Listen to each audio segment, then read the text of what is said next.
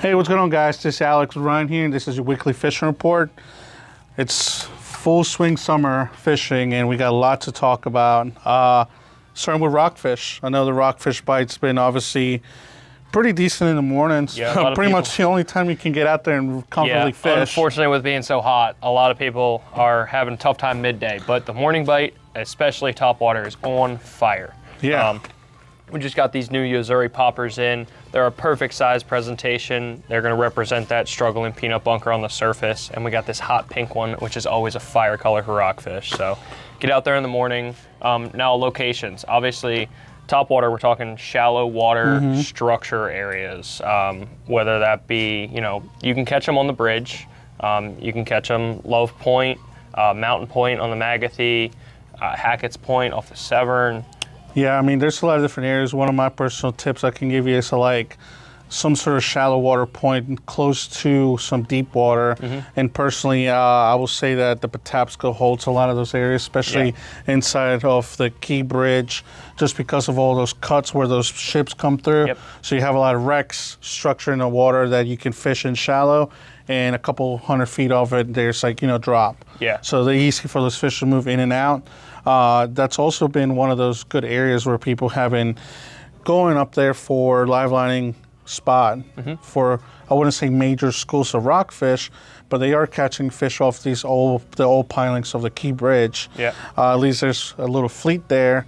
Obviously, you don't have to go there, but that's been pretty productive in the morning. Yeah, and now if you're live lining spot, you obviously either have to buy them or catch them. So catching spot is always good in the summertime.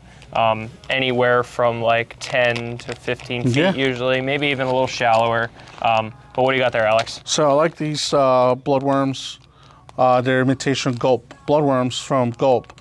I actually cut them just like a worm, small pieces. Put them on like a sabiki, a regular bottom rig, and drop them down, and you'll catch a mix of spot, even perch, even catfish. I mean, they'll love it. Yeah, good bloodworm imitation is always important when you're fishing for spot. And then what about perch? So perch fishing has been obviously pretty decent in certain areas, and it's been one of those kind of areas, cases like last year, some places are doing better than others. Definitely. I know I've heard a lot of people saying that with this warmer temperatures, they moved a little bit deeper. 100%. I heard off Pedickery Point in like 15 to 18 feet of water, some people are finding those shelves to be really good on either bottom rigs or the heavier perch hounders. Yeah, no, one other thing that I'm sure you and I have done, I think you've done it this year, is putting plastics on like a sabiki or making like pretty much a chicken rig with a little bit bigger paddle tails. And these Kitech 3-inch paddle tails are the perfect imitation. One thing I will do with these is put them on like a chicken rig, meaning one on the bottom, one on top, a high and low style, and put them Procure on them. Yeah, definitely. And they'll work really good. Or just tipping these on some of the spinners, right? Yeah, 100%. Like I said, the heavier perch hounders, like the 3/8 ounce, those behind there in the deeper water work well if you're trying to catch those bigger perch. And then if you're not trying to go out on a boat, fishing off the docks for catfish, we have a lot of channel cats in the summertime, so chunking a piece of alwai out there, usually like a flat sinker like this, 2 ounce is perfect for pretty much any of the piers around here, Patapsco, Magathie, Severn River. If you have access to a private pier, it's amazing fishing sometimes with the catfish in the summertime. And these flat sinkers won't roll over as much. Exactly. They'll hold you. So you can let it sit out there for pretty much all day, or unless you have to check your bait, and you're not going to have to worry about any line twist or anything like that with those sinkers. Yeah, they're awesome. And one other thing besides that is they work great for other things. We'll talk about that later.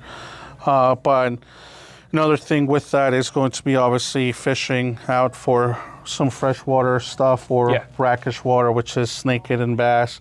I don't know, you guys have been waiting for the snakehead fry balls to pop off, and there's plenty of them out there. They're definitely being caught. Topwater is always a great way to catch them and get them to strike. We have this snack-proof Sioux Dog here, which is essentially a spook imitation, just on a hollow body, weedless presentation. And I really, really think this is one of those underrated baits right now that no one's really using, because they have a really great action.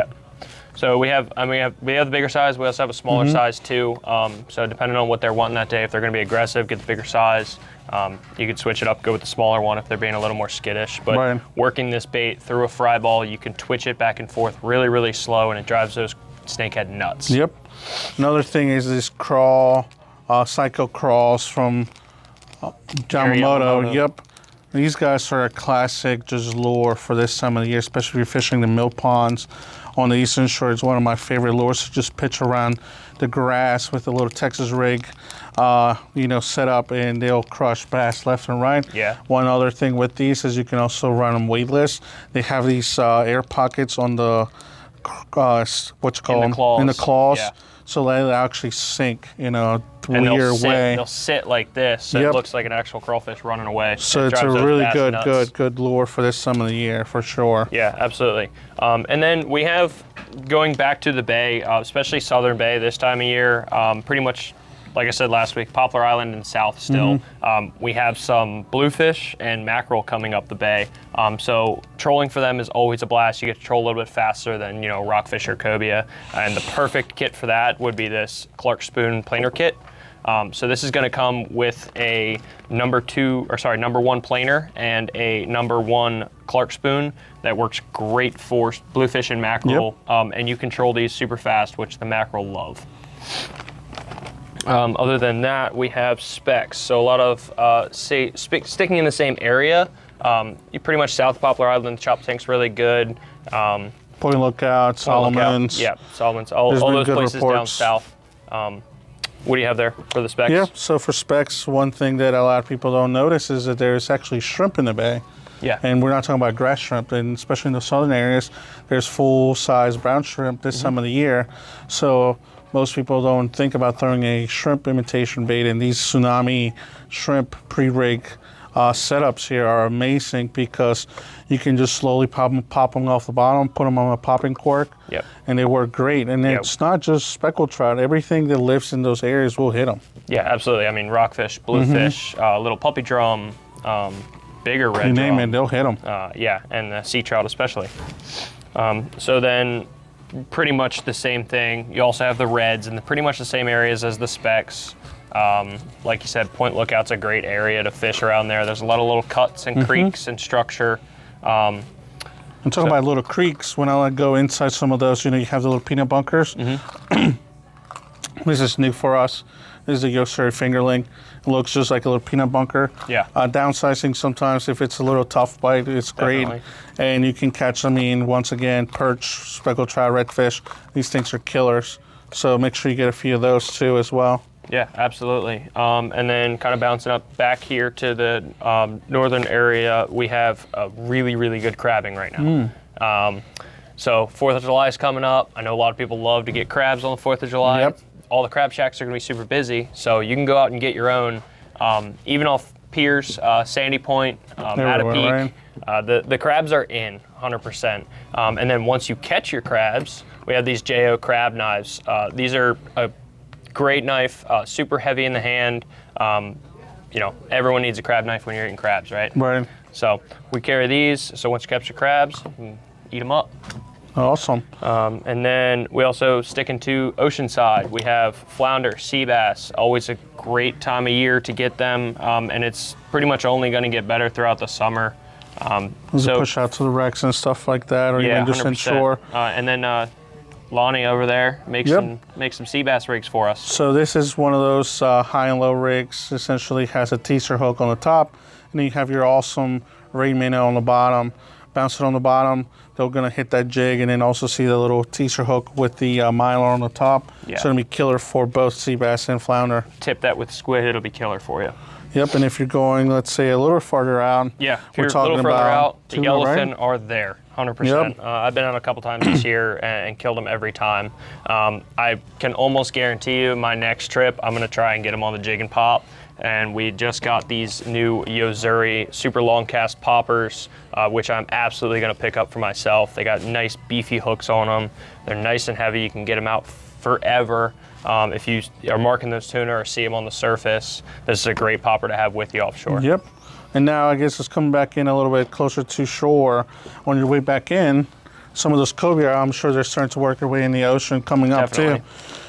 The big BKDs, the 10-inchers, either weightless or on a jig, are a great eel imitation. And then they're going to work great for those cobia. So you can pitch them, like I said, weightless on a jig. Definitely have some of these in the back, because when you don't have eels, they'll probably work just as well. Yeah, definitely. We also have, back to the ocean, we do have frozen bluefish now. So if you're shark fishing off of Chesapeake or Ocean City or Fenwick, the frozen bluefish are going to work great in the surf. I know a couple people have been hooking up with some sand tigers. So we, have all the bait. Yeah, definitely works great. I love using the heads. Yeah, absolutely. For the sharks, it works really well. Yep, and I guess that's it for the fishing report, right? Yeah, absolutely. Have a good one, guys.